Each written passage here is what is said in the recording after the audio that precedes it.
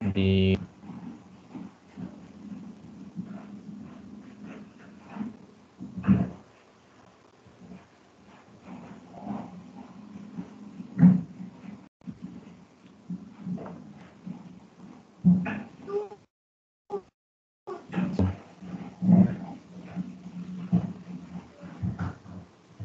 PowerPoint-nya. Udah kelihatan, Pak, tapi mohon Sudah ya? dibesarkan sedikit. Iya, baik.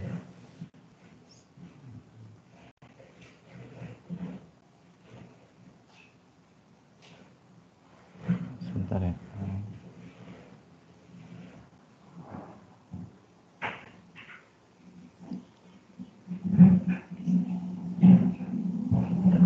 Sebentar.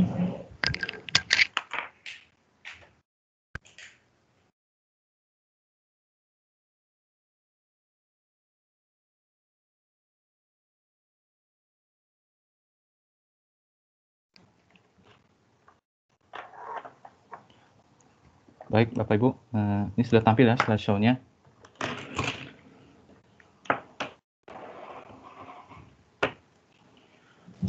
Udah. Di artikel itu ya Bapak Ibu, jadi kita berbicaranya dalam konteks artikel, Bapak Ibu, bukan dalam konteks tesis, tapi bisa dilakukan adaptasi gitu ya. Sebetulnya mirip-mirip, tapi kalau artikel memang terbatas dari segi ininya ya, halamannya gitu ya. Tapi kalau tesis itu kan tidak terbatas ya. Bahkan ada yang tesisnya setebal bantal gitu kan ya. Bisa dibuat alas tidur gitu ya. Tapi kalau artikel itu maksimal paling maksimal itu 15 halaman ya, 15 halaman. Oke, itu yang ditampilkan dalam artikel memang hal-hal yang penting ya, tidak bertele-tele. Dalam artikel ini kemarin kita sudah membahas dan juga menyusun bersama-sama ya, bagian pendahuluan. Jadi ada hal-hal yang perlu diperhatikan dalam menulis pendahuluan ya. Sudah kita bahas kemarin, dan sekarang di bagian yang selanjutnya yang biasa muncul di artikel setelah pendahuluan adalah bagian metode ya, metode. Nah, di bagian metode ini ya, dari sebuah karya ilmiah ini ya, dia memberikan informasi ya, memberikan informasi terkait bagaimana sebuah penelitian itu dinilai ya, validitasnya ya. Penelitian dilakukan itu kan untuk memverifikasi pengetahuan menjadi sebuah sains atau sebuah teori ya. Nah, teori atau sains itu adalah sebuah simpulan yang terbatas ya, diverifikasi ya oleh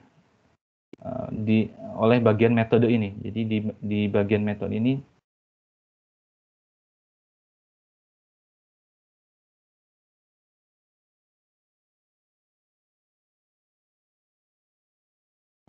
jadi kesimpulan dari sebuah penelitian itu perlu dilihat ya metodenya seperti apa gitu ya. Misalkan vaksin yang kemarin sedang dikembangkan ya, salah satunya ada vaksin Nusantara gitu kan ya. Nah, menurut BPOM itu dari prosesnya ya, dari metodenya itu ada hal yang kurang sesuai ya dengan etika atau dengan prosedur penelitian di kedokteran gitu ya. Nah, jadi yang dilihat itu adalah prosedurnya ya, metodenya seperti apa, karena metode ini sangat menentukan hasil yang didapatkan ya. Jadi kesimpulan yang didapatkan itu juga ya bergantung dari metode yang dilakukan gitu ya. Itu yang pertama ya. Nah, kemudian dalam metode ini ya, ini perlu deskripsi yang jelas dan juga tepat ya, bagaimana penelitian ini dilakukan ya. Deskripsi bagaimana penelitian ini dilakukan. Jadi how-nya ya. Kemudian the rationale for why. Jadi how and why ini perlu dijelaskan dalam metode ya.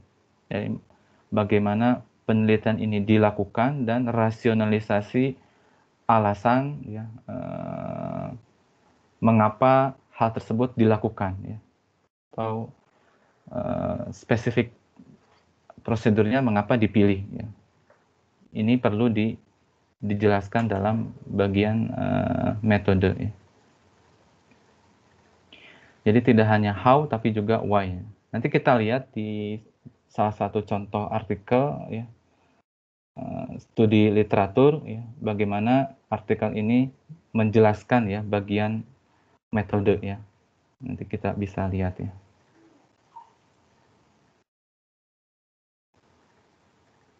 Nah, dalam kajian literatur ya, ini bisa sebetulnya ini bagian yang ada dalam pendahuluan ya, tapi ingin saya singgung lagi terkait dengan apa yang dibahas dalam studi literatur ya, itu bisa memberikan nilai ya, nilai terkait dengan ini masuknya ke urgensinya ya. Ini urgensi dari penelitian dari studi literatur. Ya, jadi kita bisa mendapatkan empirical insight, pengetahuan yang empiris terkait dengan studi-studi yang ada. Ya. Kemudian metodologi, jadi metodologi yang digunakan oleh peneliti lain, kelebihan dan kekurangannya. Ya. Kemudian terkait dengan teori ya, teori-teori yang digunakan oleh penelitian sebelumnya. Ya. Kemudian juga terkait dengan gaps ya, celah di literatur dan juga trend research ya. Ini menjadi bagian dari urgensi dari penelitian studi literatur. Kemudian relevansinya terhadap aplikasi di kehidupan sehari-hari juga bisa ya menjadi bagian dari studi literatur, atau konseptual model ya, model konsep ya. Nah, di sini memberikan informasi ya terkait bagaimana dependent dan independent variable itu berhubungan ya. Ini bisa membahas terkait dengan penelitian eksperimen ya. Ada variabel dependent dan variabel independent ya. Nah, ini bisa dijelaskan ya menggunakan studi literatur ya. Nah, dalam bagian metode ini ya, setidaknya ada 6 poin yang harus di-statekan ya, harus diungkapkan ya. Ini dalam artikel ya, Bapak Ibu, bukan dalam tesis, tapi dalam tesis juga mencakup ke 6 ini gitu ya. Kalau di tesis sudah ada section yang khusus gitu ya. Kalau di artikel dia kan tidak ada section tersendiri, dia biasanya bergabung langsung ya, satu sama lain dia satu sama lain berhubungan ya dalam satu section, namanya section method gitu ya. Bagian pertama yang harus diungkapkan adalah desain dari penelitiannya. Jadi misalkan penelitiannya adalah penelitian studi literatur ya. Jadi diungkapkan. Jangan malu-malu untuk mengungkapkan bahwa yang ditulis ini atau yang dilakukan ini, penelitian yang dilakukan adalah penelitian studi literatur gitu ya. Kalau misalkan eksperimen ya eksperimen ya. Tipenya apa kan, kuasi eksperimen ya. Lebih detail lebih bagus ya. Karena akan mengarahkan pembaca untuk memahami apa yang sebenarnya telah dilakukan ya oleh peneliti.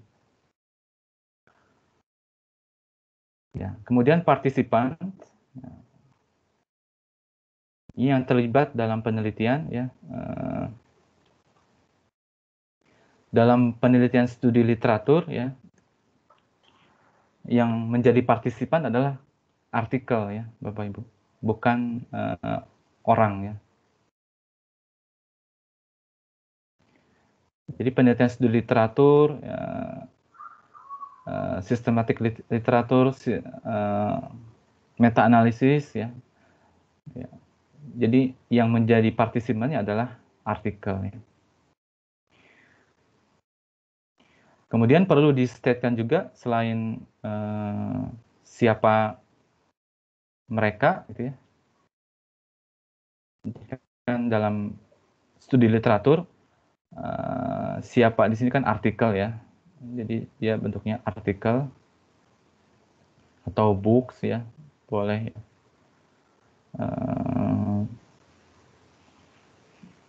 Ya, articles dan books yang biasa dijadikan sebagai sumber ya untuk studi literatur. Kemudian jumlahnya berapa ya? Jumlahnya berapa yang kita jadikan ya sebagai bahan dalam penelitian ya. Misalkan kita akan menggunakan ya, 10 artikel ya.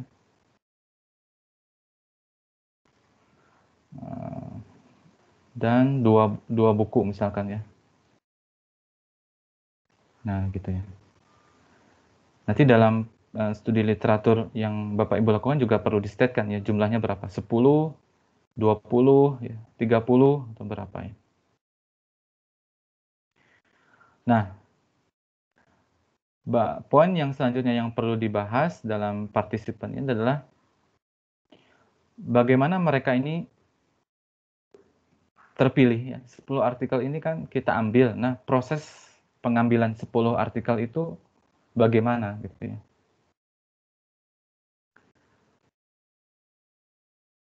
Apakah dengan tidak sengaja gitu ya. Atau dengan sengaja gitu ya. Bagusnya dengan sengaja, artinya dengan sengaja itu ada aspek yang menjadi pertimbangan kita ya memilih 10 artikel itu.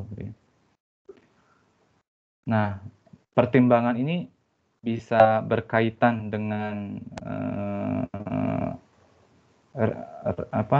tempat ya, dengan tempat. Misalkan kita memilih artikel-artikel yang berada di Indonesia ya, jadi otomatis ya artikel-artikel yang penelitiannya di luar negeri itu tidak kita ambil gitu ya. Atau misalkan lebih sempit lagi, misalkan di salah satu pulau Jawa atau di provinsi gitu ya, boleh gitu ya. Yang penting ada pertimbangan dalam hal tempat gitu ya. Kemudian waktu ya, misalkan ya waktu. Misalkan artikel terkait dengan problem based learning, nah itu kan luar biasa banyaknya ya, problem based learning ya, problem based learning PBL.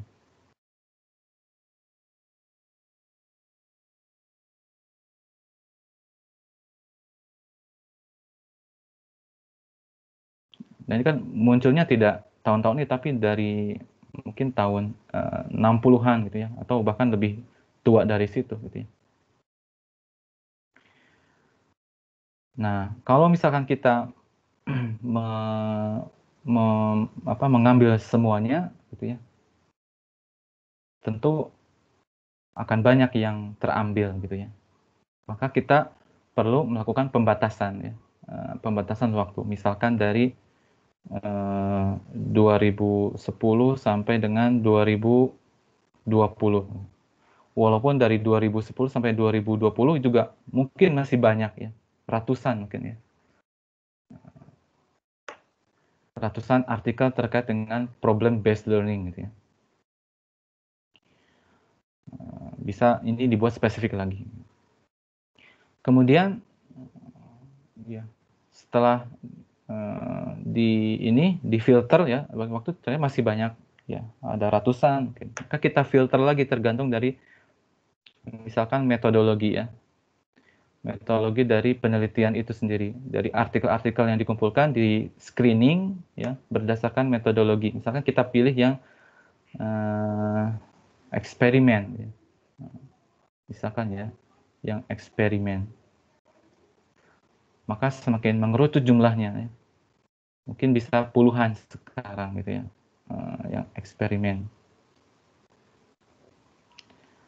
atau bisa juga ratusan gitu ya. Kita screening lagi ya, misalkan berdasarkan peringkat ya, Sinta misalkan ya. Jadi kita pilih dari Sinta 1 sampai Sinta 3 misalkan.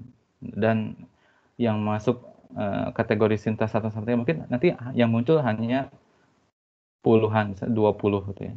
20. Ya.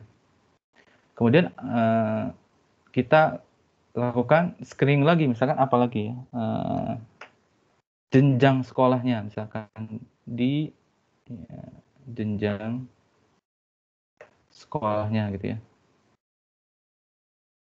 SMA misalkan. Nah, semakin sedikit, misal hanya tinggal 10 artikel.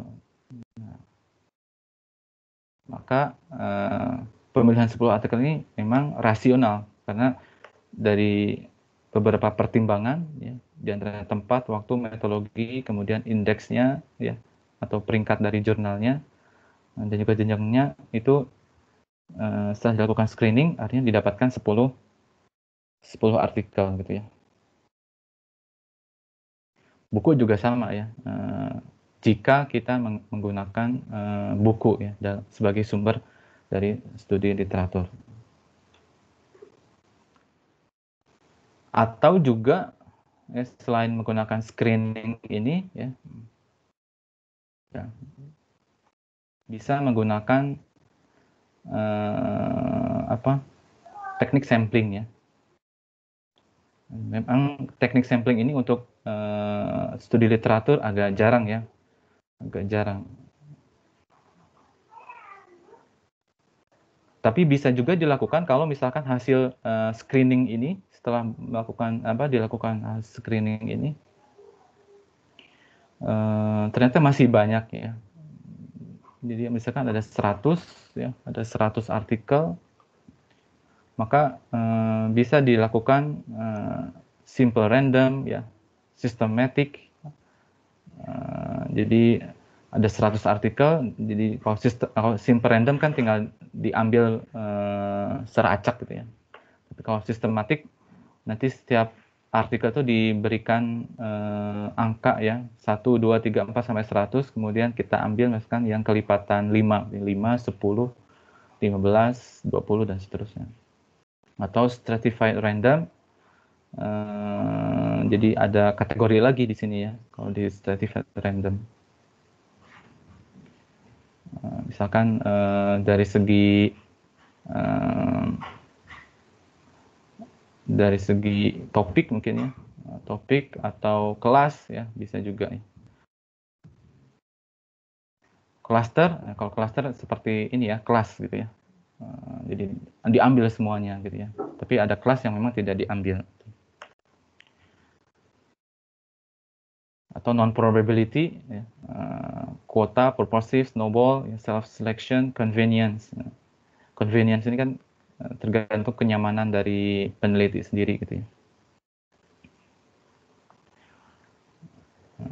Jadi ada faktor subjektif ya dari peneliti sendiri. Karena kalau faktor subjektif dalam penelitian itu perlu dihindari ya untuk menghilangkan bias dan juga nanti berimbas pada kesimpulan yang sangat terbatas ya. Tidak bisa di generalisasikan kalau itu penelitiannya kuantitatif.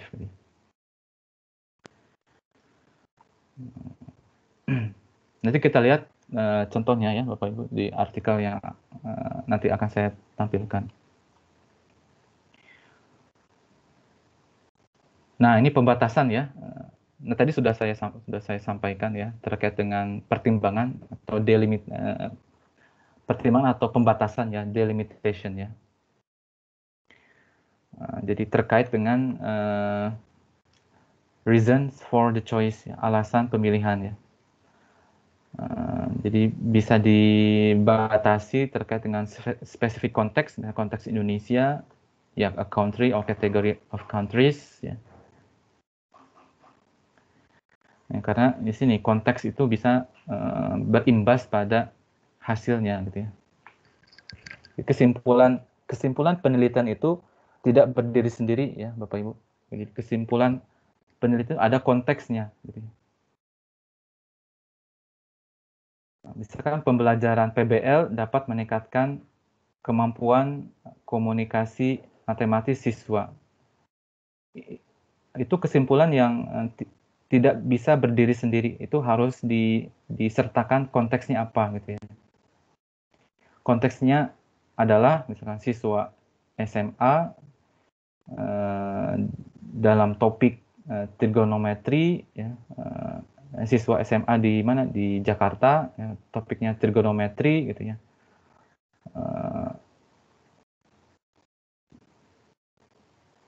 dan bla bla bla gitu ya. Jadi kesimpulan itu harus disertakan konteksnya ya Bapak Ibu ya,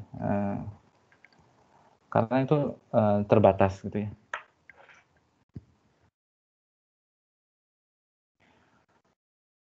Kalau misalkan kesimpulan itu kita anggap kesimpulan yang umum, itu nanti berbahaya. Kalau misalkan kita ingin mengaplikasikan pada konteks yang lain gitu ya. Kenapa di penelitian ini berhasil, tapi ketika kita implementasikan ternyata gagal gitu ya. Tidak sesuai dengan hasil penelitian sebelumnya. Ya, karena konteksnya berbeda gitu ya. Berbeda. Kemudian indeks ya, indeks tadi ya, indeks dari jurnal itu bisa menjadi pembatasan ya dalam studi literatur gitu ya. Nah, ini ada dua contoh ya, ada dua contoh yang ingin saya sampaikan terkait dengan penyusunan bagian metode ini. Ini salah satu artikel yang diambil dari Nurse Education Today ya. Ini literatur review. Judulnya sangat sederhana sekali. Jadi Effective Pedagogies for Teaching Math to Nursing Student. Ini pembelajaran yang efektif ya. Pembelajaran matematika yang efektif ya untuk siswa keperawatan gitu ya. Perawatan.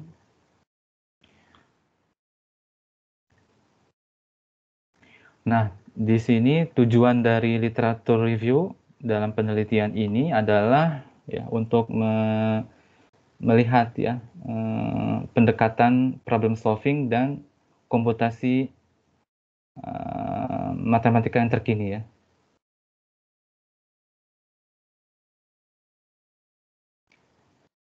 Ini yang pertama.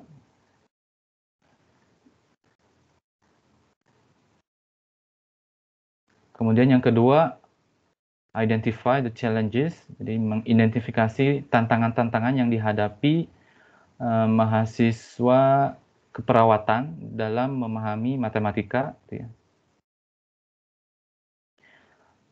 Kemudian yang ketiga di sini mengevaluasi ya, pembelajaran yang efektif untuk matematika, untuk mengajarkan matematika.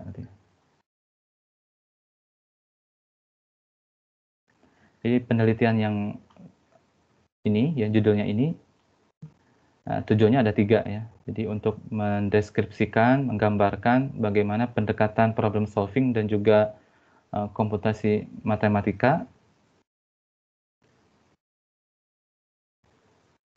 Kemudian mengidentifikasi atau mengeksplorasi ya kendala-kendala, tantangan yang dihadapi oleh mahasiswa keperawatan dalam memahami matematika. Dan yang ketiga adalah mengevaluasi pembelajaran yang efektif untuk mengajarkan matematika. Gitu ya. Nah, ini saya capture ininya bagian metodenya, jadi bisa kita lihat dan bisa kita kritisi ya. Tapi sebelumnya baru ini ya.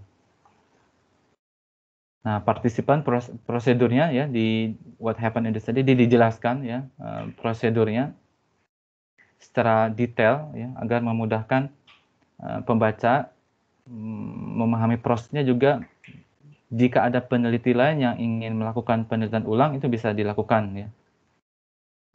Jadi belajar dari apa yang dilakukan oleh peneliti lain gitu ya. Kemudian data collection tools-nya ya. Jadi alat pengumpulan datanya apa gitu ya. Ini tadi bisa berupa pertimbangan-pertimbangan ya terkait dengan konteks, ya, kemudian tahun, waktu, ya, dan lain sebagainya. Kemudian yang bagian yang kelima yang perlu dijelaskan dalam bagian metode ini, analisis datanya seperti apa gitu ya.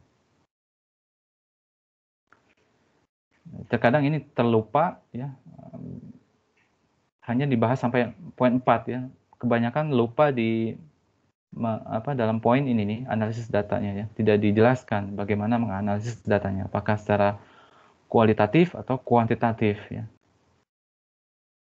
Kalau kualitatif seperti apa ya. Kalau kuantitatif seperti apa gitu ya. Nah, kemudian yang banyak sering dilupakan juga adalah terkait dengan validitas dan reliabilitas dari penelitian gitu ya.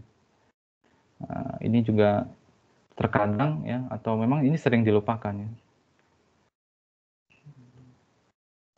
Setelah menjabarkan dari analisis datanya gitu ya. Lihat yang artikel ini ya, prosedurnya seperti apa. Jadi peneliti ini siapa namanya? Susan ya, Susan and Mary ya. Dia melakukan literature search ya. Jadi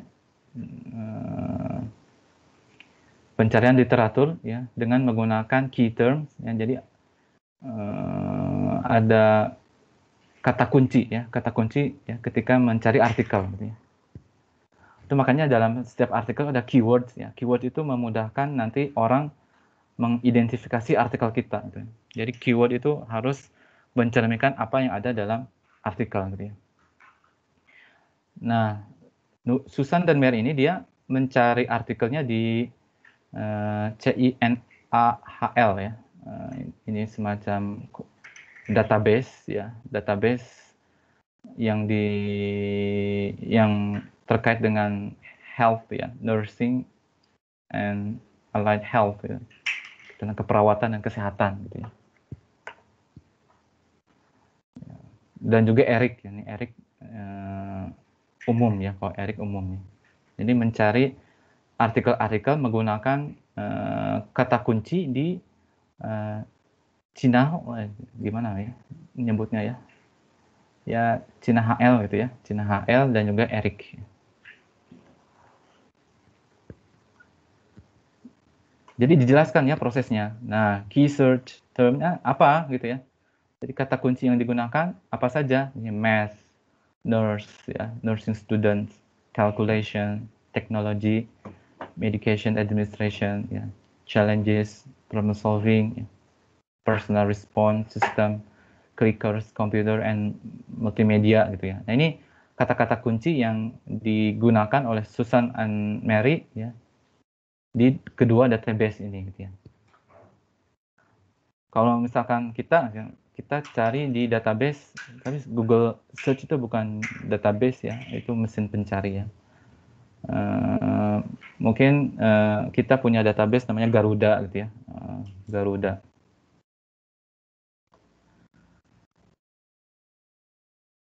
Garuda ya bisa ya Garuda. Nah kemudian di sini dibatasi waktunya ya. Dari tahun 90 sampai 2011 ya. Dan juga publish in English ya. Jadi ketika mencari ini mungkin di situ ada advanced search gitu ya. Nanti dibatasi waktunya 90 sampai 2011 kemudian bahasanya dipilih English gitu ya. Nah, setelah melakukan review, tapi ini tidak dijelaskan ya. Ini bisa kita kritisi di sini tidak dijelaskan jumlah setelah melakukan filter ini berapa jumlahnya gitu ya. Oh di sini ya. The initial search retrieve 264 articles. Jadi ada 264 artikel ya initial. Tapi initial research-nya adalah review of bibliografi dari daftar pustaka, kemudian additional relevant reference ya. Referensi yang berkaitan ya. Kemudian inclusion kriteria. Nah, jadi kriteria yang di-includekan dalam literatur review-nya kuantitatif, ya, kualitatif, mixed method, ya, and scholarly discussion. Ya. Jadi boleh ya kuantitatif, kualitatif, mixed method, kemudian scholarly discussion. Yang fokus pada challenge of teaching and learning math computation and problem solving for education administration dan sebagainya gitu ya. Nah, artikel yang di-exclude, yang dikeluarkan dari review ini yang tidak dipublikasikan not published in English ya. Kemudian those published prior to 1990, jadi yang sebelum tahun 90 gitu ya. Kemudian dissertation di-exclude, dikeluarkan. Kemudian penelitian yang fokus pada comparison between traditional teaching approach, ini yang eksperimen ini di-exclude, dibuang. Gitu. Kemudian instrument development dibuang, cooperative learning dibuang, medication error dibuang, gitu. Attitude and practice of registered nurses juga dibuang. Gitu. Dari 264 artikel di pencarian yang pertama itu setelah melakukan pertimbangan dan juga exclude gitu ya. Ini didapatkan 51 artikel. 51 artikel yang sesuai atau ya sesuai dengan kriteria yang ditetapkan gitu ya. Kemudian artikel yang sesuai dengan kriteria ini dianalisis dari konten dan similar konsepnya. Gitu. Kemudian emerging themes and sub-themes were identified and categorized. Nah, ini analisis datanya ya. Ini kualitatif. Tapi sayangnya kita bisa mengkritisi di sini tidak membahas tentang validitas, validity and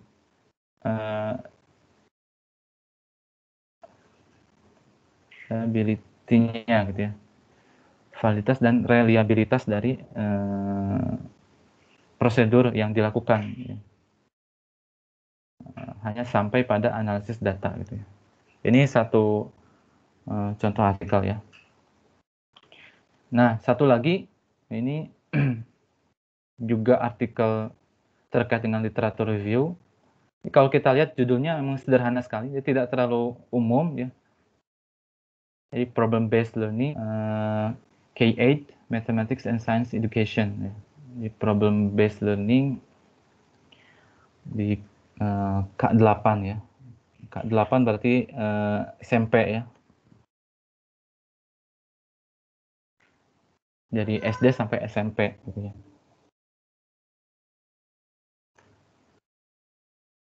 Ini ditulis oleh Joy Merit ya, Myeonli DKK ya. Joy ya, atau Merit ya. Nah, ini yang ditulis oleh Joy dan kawan-kawan ini, pertanyaan penelitiannya atau rumusan masalahnya adalah bagaimana peneliti mendefinisikan PBL. Ya, bagaimana peneliti mendefinisikan PBL? Kan setiap peneliti itu mereka memiliki atau mengusulkan ya, mempropose definisinya masing-masing gitu ya. Kemudian komponen PBL ya, PBL yang menonjol ya, yang menonjol dalam PBL menonjol untuk pembelajaran siswa, komponennya apa saja yang paling penting di sini. Kemudian efektivitas dari PBL ya dikaitkan dengan dependent variables ya. Identified independent variables, apakah dia kemampuan matematis di sini dibahasnya mungkin ya, kemampuan matematis atau kemampuan efektif, kita kurang tahu ya. Kita lihat aja di artikelnya ya. Jadi ini tiga rumusan masalah yang ditulis oleh Joy ya, Joy. Ini mudah-mudahan terlihat ya.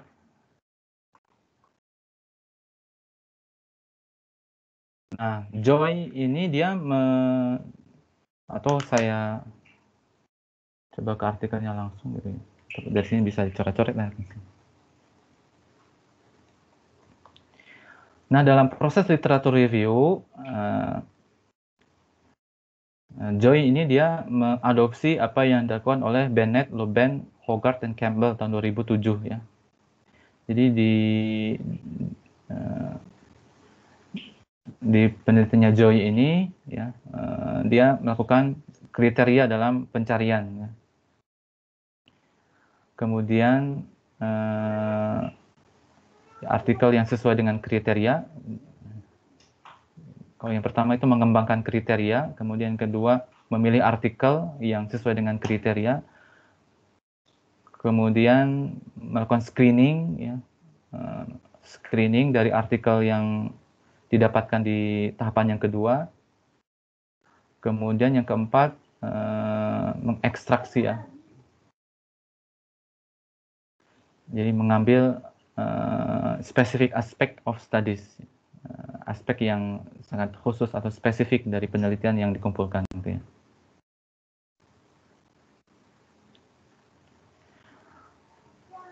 Nah, di sini systematic review yang dilakukan oleh Joy ini fokus pada peer review journal articles ya. Memang yang artikel-artikel yang sudah melalui proses artikel ya. Jurnalnya harus menjamin bahwa di situ ada statement peer review ya. Nah, di sini dijelaskan sama seperti tadi Susan dan Mary, jadi dituliskan ininya key terms-nya apa ya, kata kunci dalam pencariannya apa ya. Di sini problem based and project based ya.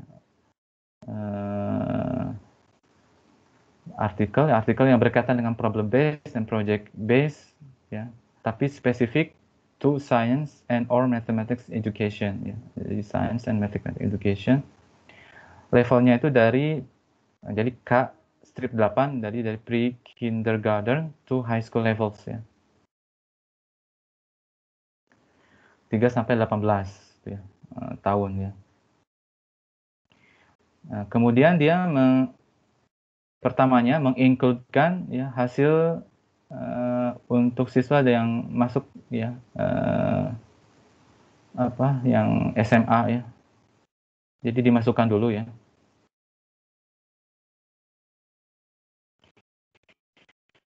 Dimasukkan dulu yang SMA, kemudian nanti Mungkin nanti di exclude-kan mungkin ya.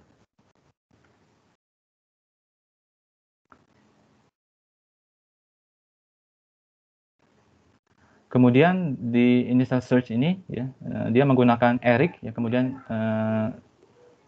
SciInfo ya. Jadi ada 2 database yang dia gunakan ya. Kemudian dari 2 database ini dengan menggunakan key terms ini, problem based, project based, kemudian usianya di sini, jenjangnya, didapatkan 504 artikel. Lumayan ya kalau baca 504 artikel keseluruhan mungkin berapa hari ya. Makanya di sini 4 researchers ya, 4 orang ya. 4 orang mengidentifikasi 504 ini. Satu orang 101 gitu ya. Tapi yang dibaca titles and abstractnya ya. Tidak utuh semuanya. Kalau kita satu artikel aja 1 bulan gitu ya. Berarti perlu ada 100 bulan ya. Waduh. Gimana itu? Atau ada satu artikel misalnya kita 1 bulan gitu ya. Terus ternyata dikumpulkan ada 1000 artikel, ada 1000 bulan. Tuh. Bacanya di ini ya, Malam Lailatul Qadar ya. Kemudian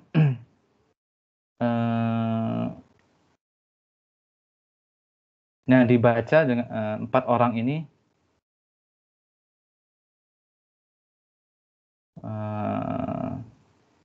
ya ini bukan dibagi 4 sepertinya 504 ini dibaca oleh keempat orang ini gitu ya. Jadi 4 orang ini membaca 504 ini sehingga nanti mereka mengidentifikasi ya artikel tersebut dan menyesuaikan dengan kriteria yang mereka inginkan gitu ya. Sehingga muncul namanya iterator reliability. Nah, ini iterator reliability. Ini kesamaan keputusan ya yang didapatkan gitu ya di antara keempat orang ini gitu ya. Bagusnya tidak genap, harusnya ganjil ya. Tapi tidak apa-apa karena ini reliabilitas ya, bukan validitas ya. Reliabilitas bisa dihitung ya. Ininya range-nya dari 0 sampai 1. Kalau 1 berarti memang semua peneliti di sini setuju ya. Tapi jadi 0,8 sampai 0,9 berarti ada beberapa artikel yang memang ada pertentangan ya, ada pertentangan di antara mereka. Apakah ini sesuai kriteria atau tidak? Di si A bilang masuk, si B bilang tidak gitu ya. Jadi ada perbedaan pendapat di situ. Tapi kalau reliability-nya 1 berarti semua penulis ini sepakat gitu ya. Nah, perbedaan discrepancies discuss and resolve ya. Jadi perbedaan-perbedaan itu didiskusikan kemudian diselesaikan ya. Mungkin ada yang memang setelah didiskusikan dan dinegosiasikan ternyata masih ada perbedaan gitu ya. Makanya tidak satu di sini. Nah, dari 504 artikel ini tersisa 80 artikel ya. Nah, 80 artikel ini juga di-review lagi abstraknya gitu ya. Nah, ada tambahan original kriteria gitu ya. Jadi tadi ya, ke inclusion quantitative analysis, kemudian study examine ya, PBL, type of PBL, level, subject ya, dan seterusnya.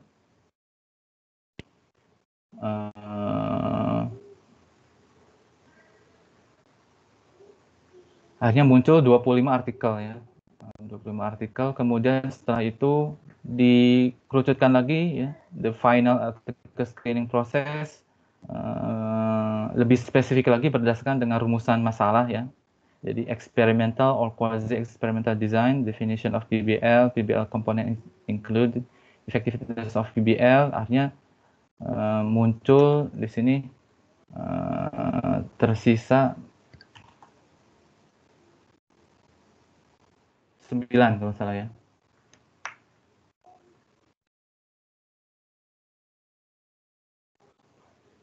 Iya, dari 504 ini tersisa 9 ya, yang memang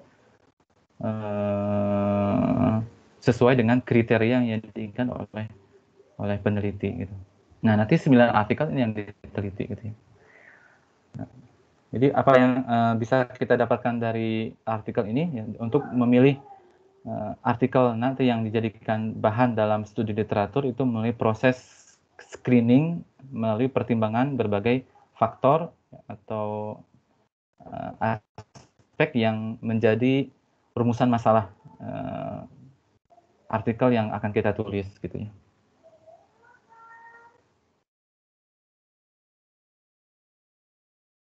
Nah, ini untuk membantu kita dalam menyusun studi literatur ya.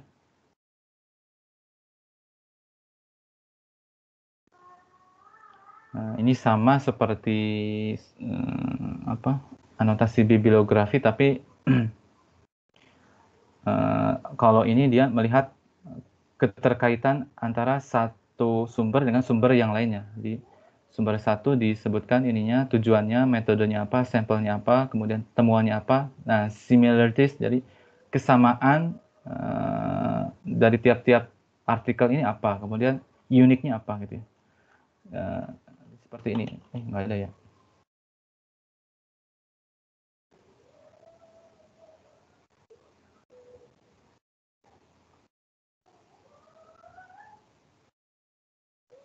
Oh, ini sebentar, di artikelnya ada ya.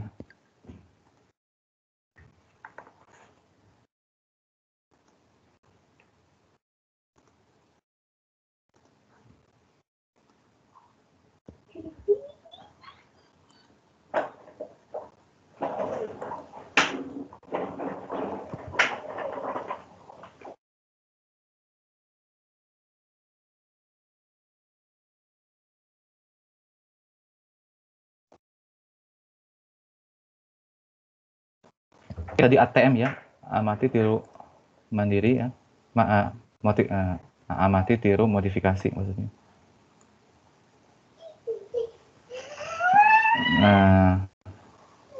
Nah ini nih. Nah kan tadi ada 9 artikel ya. Ini paper 1 ini problem. Kurang tahu problemnya apa ya. Problem, kemudian small group, jadi semuanya artikel berkaitan dengan small group, kemudian student centered iterative inquiry process ya, beberapa, kemudian communicate findings to whole class, ada enggak itu. Oh, ini problem, apakah ada problem, kemudian small group, kemudian student centered, apakah ada sesi di mana siswa itu mempresentasikan hasilnya ke semua siswa di kelas gitu ya. Ini resources-nya gitu ya, teknologinya gitu ya. Nah, ini kesamaan dan juga keunikan dari masing-masing artikel gitu ya. Kalau Bapak Ibu memilih sebuah artikel, dia bisa dibuat seperti ini ya.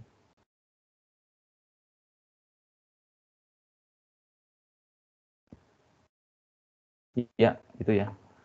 Nah, itu Bapak Ibu sekelumit ya terkait dengan bagaimana menulis bagian metode khusus untuk penelitian studi literatur. Bapak Ibu akan menulis ya artikel studi literatur. Jadi ini bisa dijadikan semacam panduan ya dalam menulis artikelnya ya.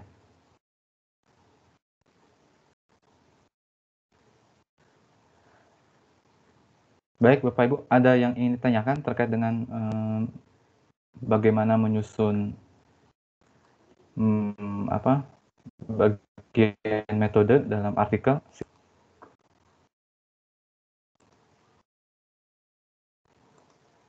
Pak, saya mau nanya Pak.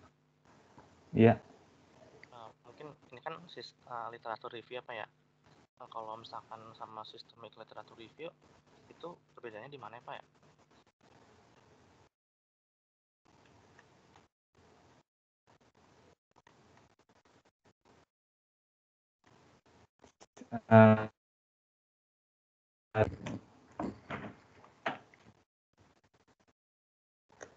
Saya belum baca nih.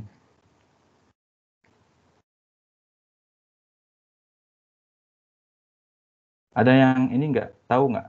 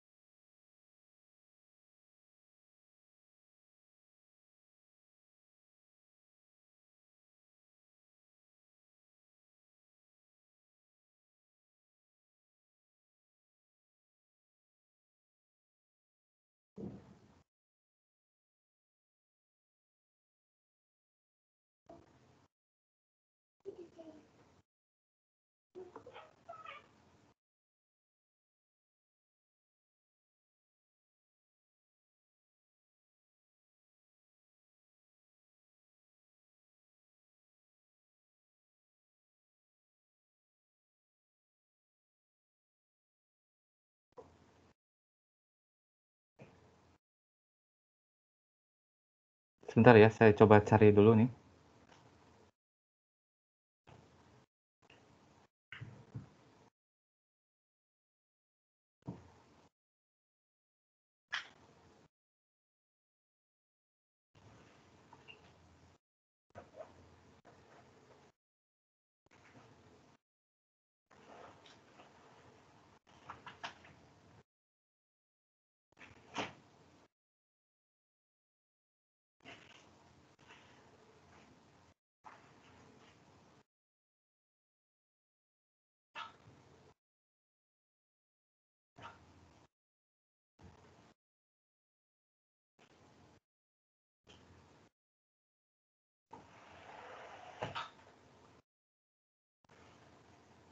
Memang berarti ada beberapa jenisnya ya untuk literatur review itu ada meta analysis, kemudian systematic review, kemudian ada literatur review.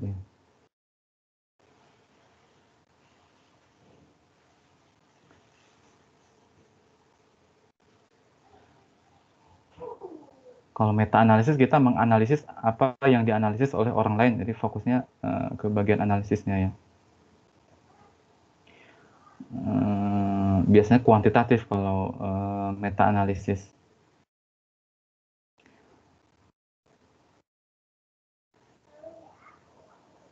Kalau systematic review ya, di sini penjelasannya dari mana ini? Pennsylvania State University.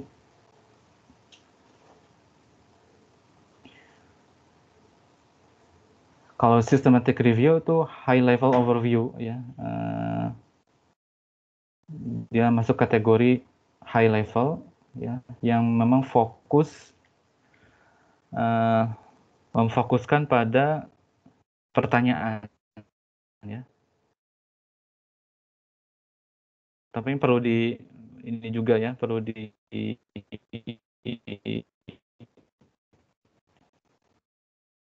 oke.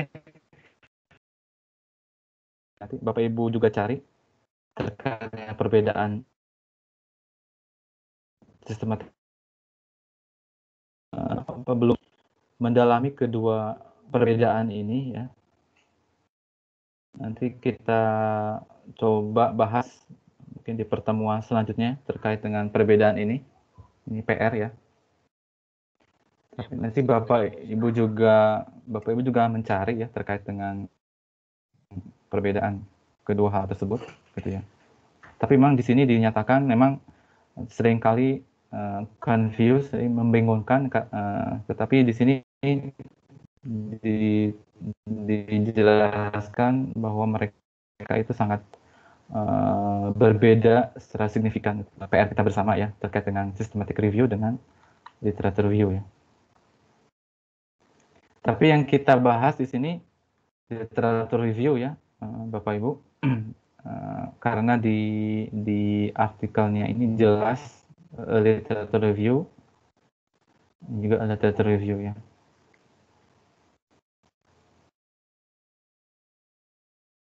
Oke gitu ya, Muiz ya. Jadi saya coba nih lagi dalami lagi perbedaannya seperti apa. Ya saya juga bingung ya, sedikit confused gitu ya. terkait dengan kedua hal tersebut. Makasih, Pak. Oke, baik. Ya.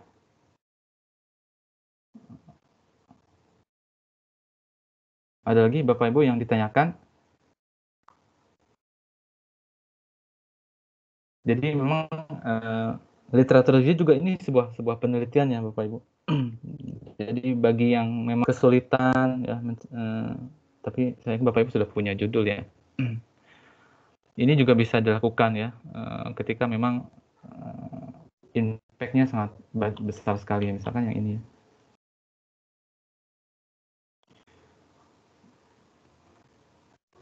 Terkait dengan problem based learning ya di pelajaran matematika dan sains ya.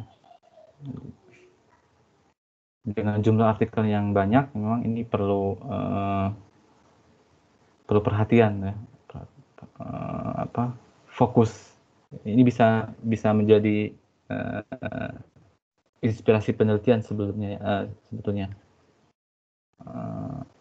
Jadi hanya fokus membaca literatur gitu.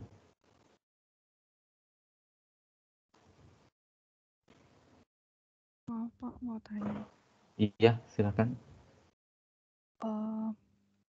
Kalau di beberapa judul tadi kan dituliskan judul kemudian literatur review. Nah, sebaiknya itu kan kalau kita yang akan kami buatkan kebanyakan menggunakan literatur review ya Pak. Nah, itu disebutin nggak literatur reviewnya itu, atau kita pakai judul aja tapi nanti di metodenya baru kita sebutkan kita itu menggunakan literatur review gitu. Sebaiknya seperti apa Pak? Karena saya baca juga ada yang di sini judulnya menarik ya, To Dedicate of Relative Mathematics Education Research in Indonesia, _, survei. Ternyata pas di dalamnya itu dia pakai systematic literature review. Nah, pada tulisannya survei, maka konotasinya kok kayak kuantitatif gitu. Saya pikir gitu, ternyata dia mensurvei 110 artikel yang ada di Indonesia. Nah, itu perlu ditulis atau enggak? Karena kemarin pas lihat perlu dituliskan atau enggak, gitu aja sih Pak, maksudnya sebaiknya seperti apa? Terima kasih. Yaitu terkait dengan penamaan ya, literatur review mencantumkan atau tidak, sebetulnya itu pilihan dari peneliti sendiri gitu ya. Yang terpenting bahwa judul itu menggambarkan apa yang ada di dalamnya gitu ya. Jadi misalkan peneliti di sini Joy dia hanya menuliskan sampai education aja ya, tanpa literatur review, saya kira nggak masalah gitu ya, nggak masalah gitu. Nanti dibahas atau diungkapkan di bagian metode bahwa penelitian yang dilakukan adalah literatur review gitu ya. Jadi kalau menurut saya ya Bu Ratna, jadi ini pilihan yang diserahkan sepenuhnya kepada peneliti gitu ya, untuk membuat judul, apakah dia menambahkan sebuah literatur review atau bukan gitu.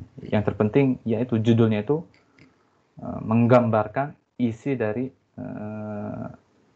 apa yang di dalamnya gitu ya. Seperti itu ya Bu Ratna ya. Iya, baik Pak. Pak Atian, saya izin bertanya Pak. Iya, silakan.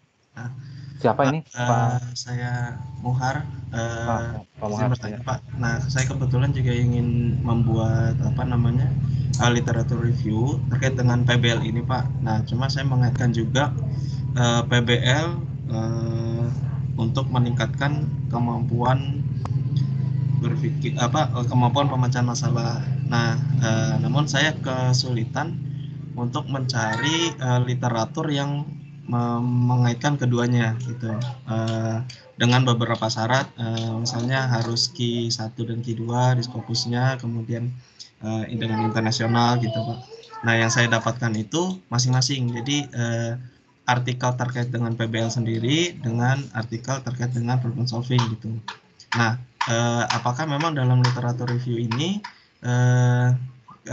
kalau saya sepencarian saya itu hanya satu topik itu, atau ketika saya ingin menghubungkan antara PBL dengan problem solving, dalam pembuatannya memang bisa menggunakan artikel-artikel yang memang dia masing-masing gitu Pak. Jadi PBL-nya sendiri, kemudian problem solving-nya sendiri, atau saya harus mencari artikel yang benar-benar dalam judulnya itu juga sudah mengaitkan antara PBL dengan problem solving gitu.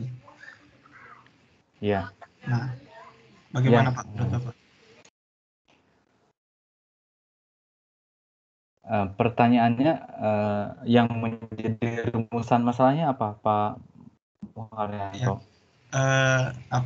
Yang jadi pertanyaan saya itu apakah dalam membuat literatur review terkait dengan PBL yang dikaitkan dengan problem solving, saya harus benar-benar mencari artikel yang mengaitkan keduanya itu Pak, atau Bukan, bisa ini rumusan masalah di artikelnya gitu. Di artikelnya itu saya ingin melihat bagaimana penerapan PBL, apa yang orang lakukan ketika menerapkan PBL. Jadi bagaimana penerapan PBL-nya. Kemudian yang kedua, saya ingin melihat keefektifan PBL dalam meningkatkan pemecahan masalah, kemampuan pemecahan masalah.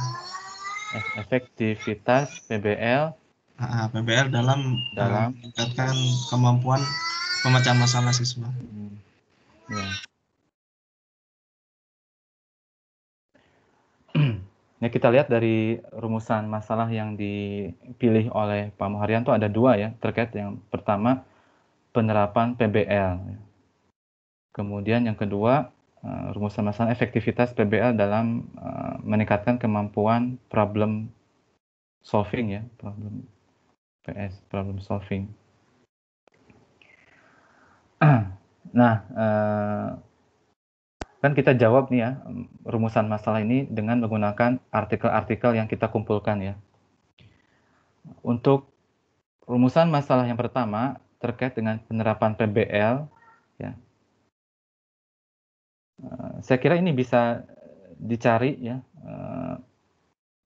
artikel-artikel yang memang key termnya berarti PBL aja gitu ya. Ya tanpa melibatkan hal-hal lainnya gitu ya. Jadi di sini key termnya PBL ya. Problem based learning. Yang muncul apa? Yaitu yang kita ambil gitu ya. Karena ingin mendeskripsikan bagaimana PBL itu diimplementasikan dalam pembelajaran gitu ya. Jadi untuk yang rumusan masalah pertama itu bisa menggunakan PBL ya. Nah, untuk rumusan masalah yang kedua, karena dia sudah ada kaitannya dengan problem solving ya, berarti itu tidak bisa berdiri sendiri ya. Nanti dalam search itu ada istilahnya or ya, ada istilahnya and ya. Jadi kalau di database Eric atau di mana ya, itu nanti ada pilihan or, ada juga pilihan and ya. Kalau or itu nanti bisa muncul salah satu ya. Tapi kalau and dia harus muncul dua-duanya gitu ya. Nah, untuk yang poin kedua nanti dalam key term yang Pak Muharyanto lakukan itu adalah PBL and PS gitu. Jadi nanti artikel-artikel yang muncul adalah artikel yang memang sudah satu paket ini PBL dan PS karena nanti akan melihat bagaimana keterkaitan PBL dan problem solving gitu. Untuk yang di poin kedua ini gitu. Begitu. Atau kalau mau langsung aja dari awalnya nomor 1 juga PBL gitu ya. NPS nanti penerapan PBL dalam konteks problem solving gitu. Jadi supaya tidak mencari dua kali gitu. Gimana Pak Muharyanto?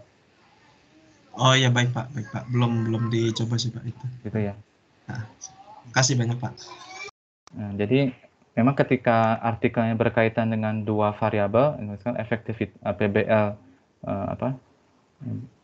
efektivitas PBL dan problem solving, maka dua terms ini harus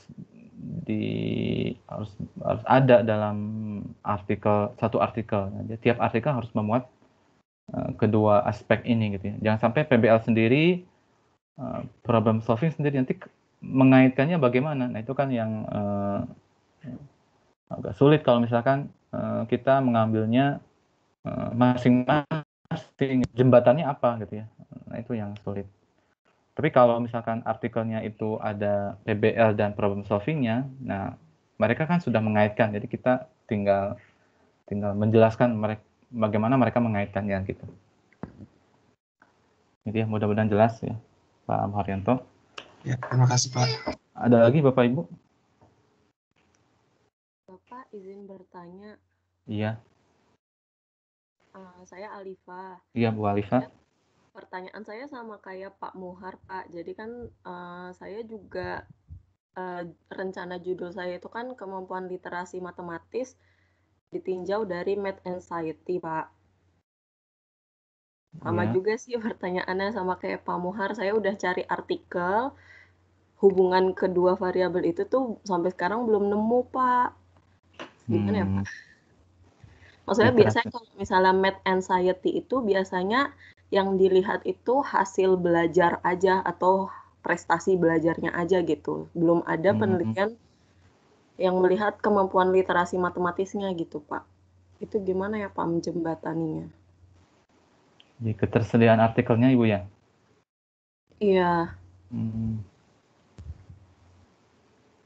Karena biasanya untuk artikel itu yang berhubungan dengan Math Anxiety pasti yang dilihat itu hanya hasil belajarnya aja atau prestasi belajarnya aja gitu Pak. Betul. Bisa kayak dihubungkan gitu Pak. Maksudnya kan kalau misalnya Math Anxiety-nya tinggi berarti hasil belajarnya rendah. Terus bisa nggak sih kayak berarti kemampuan literasi matematisnya itu bisa aja rendah gitu. Tapi belum ada yang menguatkan artikelnya gitu. Makanya saya masih bingung juga Pak.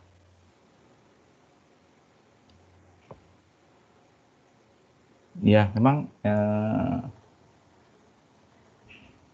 misalkan ada artikel ya, ada artikel Math Anxiety berkaitan dengan atau ya berkorelasi dengan hasil belajar ya di artikel 1 gitu ya. Kemudian di artikel 2 hasil belajar ini ada kaitan dengan literasi gitu ya. Ini Bapak Ibu jangan sekali-kali walaupun ini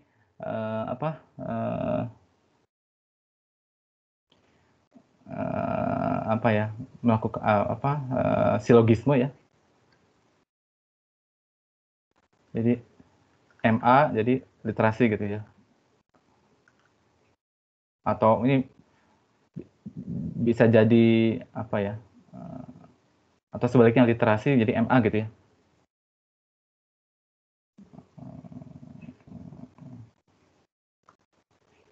Atau ginilah, berhubungan tuh atau gimana ya? Iya berhubungan. Jadi MA dan HB itu berhubungan ya. Jadi bukan dan aja deh. Apa namanya ya yang logika itu yang dan. Jadi MA dan HB memiliki kaitan gitu ya. Kemudian HB hasil belajar dan literasi juga berkaitan. Kemudian Bapak Ibu simpulkan bahwa Math Anxiety itu berkaitan dengan literasi gitu ya. Nah, ini kan dua hasil penelitian yang berbeda, Bapak Ibu. Ini dia memiliki konteks tersendiri, ya subjeknya siapa, kemudian topiknya apa gitu ya, dia tempatnya di mana, place-nya di mana gitu ya. Ini juga sama ya. Ini siapa tahu ini ya pasti berbeda ya. Tempatnya juga berbeda. Ini 0 kayak gitu ya. Atau ini 1 ini 2. Jadi subjeknya berbeda dengan yang pertama, tempatnya juga berbeda.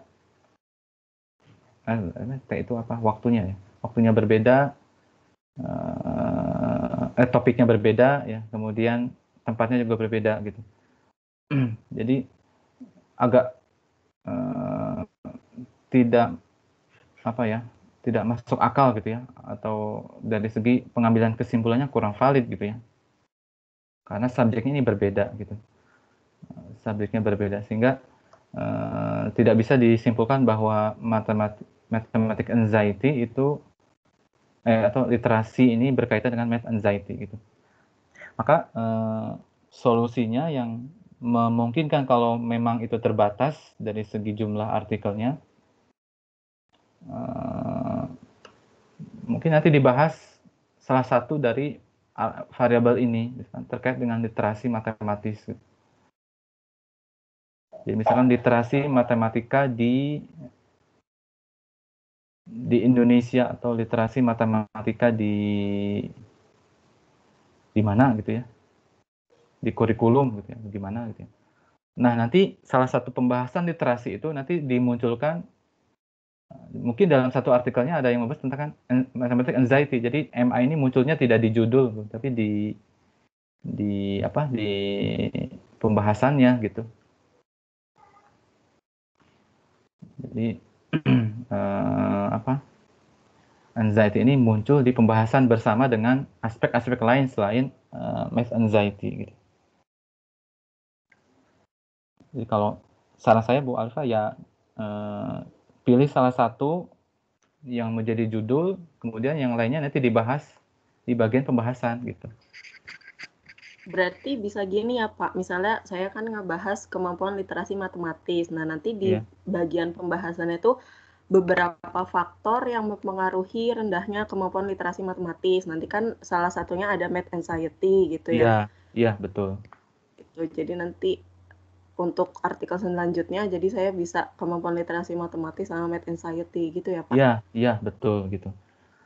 Jadi kalau memang ini belum ada, ini bisa menjadi bahan tesis ya, Bu Alifa gitu. Iya. Atau penelitian lanjutan gitu ya. Iya, sama-sama.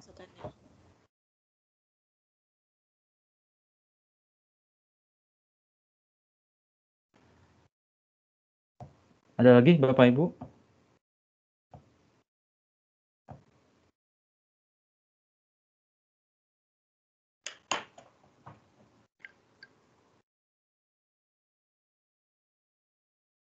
Cukup ya. Jadi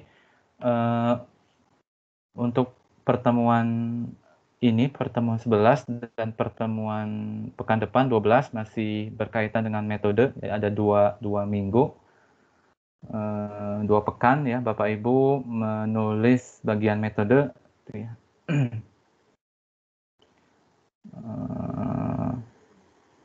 Sepertinya cukup ya. Jadi tidak terlalu rumit kalau menulis metode, jadi hanya menjabarkan apa yang akan atau telah dilakukan ya, yang telah dilakukan oleh Bapak Ibu ya dalam melakukan literatur review gitu ya. Jadi stepnya tadi sudah disampaikan ya, beberapa aspek yang perlu ada dalam metode itu desainnya, partisipannya, prosedur, kemudian alat pengumpulan data, analisis datanya, kemudian validitas dan reliabilitas dari penelitian yang dilakukan. Baik Bapak Ibu, cukup ya pertemuan hari ini. Bu Flavia ada yang ingin disampaikan? Cukup Pak.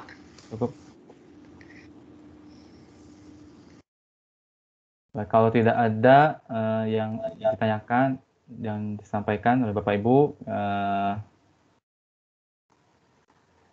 sebelum ditutup ya, saya ingin mengucapkan selamat Lebaran ya, Bapak Ibu. Mohon maaf ya, mohon maaf lahir batin kalau misalkan saya ada salah-salah kata ya, atau ada tindakan-tindakan yang kurang enak di Bapak Ibu ya, mohon dimaafkan ya Bapak Ibu ya. Jadi, mohon maaf lahir batin.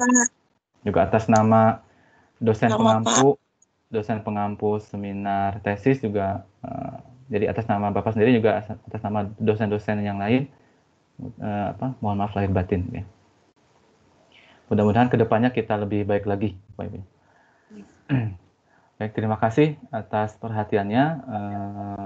Selamat siang. Assalamualaikum warahmatullahi wabarakatuh. Terima kasih Pak. Waalaikumsalam warahmatullahi wabarakatuh. Terima kasih Pak. Pak ya Pak ya. Selamat Hari Raya juga. Terima kasih Pak. Selamat Hari Raya juga. Mohon maaf.